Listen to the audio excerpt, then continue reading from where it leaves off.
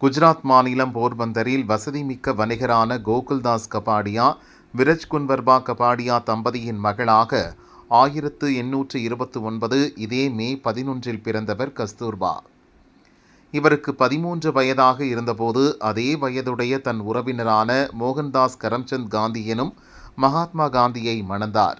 திருமணத்துக்கு பின் இவருக்கு காந்தியே கல்வி கற்பித்தார். மனைவியை இந்தியாவில் விட்டுவிட்டு பிரிட்டன் சென்று வழக்கறிஞர் படிப்பை முடித்த காந்தி தென்னாப்பிரிக்காவில் வேலைக்காக சென்றபோது இவரையும் அழைத்து சென்றார். அங்கிருந்த நிறவெறி இந்தியர்கள் மீதான வரிக்கு எதிராக இருவரும் போராடி சிறை சென்றனர்.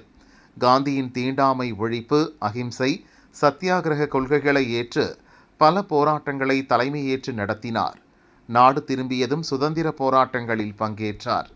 வெள்ளையனே வெளியேறு போராட்டத்தில் பங்கேற்றதற்காக மகாராஷ்டிரா மாநிலம் புனேவில் உள்ள ஆகாகான் அரண்மனை சிறையில் அடைக்கப்பட்டவர் உடல்நலக் குறைவால் 1944 பிப்ரவரி 22 தனது 74வது வயதில் மறைந்தார். தேசிய பாதுகாப்பான தாய்மை தினமாக கொண்டாடப்படும் கஸ்தூர்பா காந்தியின் பிறந்த தினம் இன்று. இதே நாளில் அன்று என் பொண்ணு கூட நான் இருக்கணும்.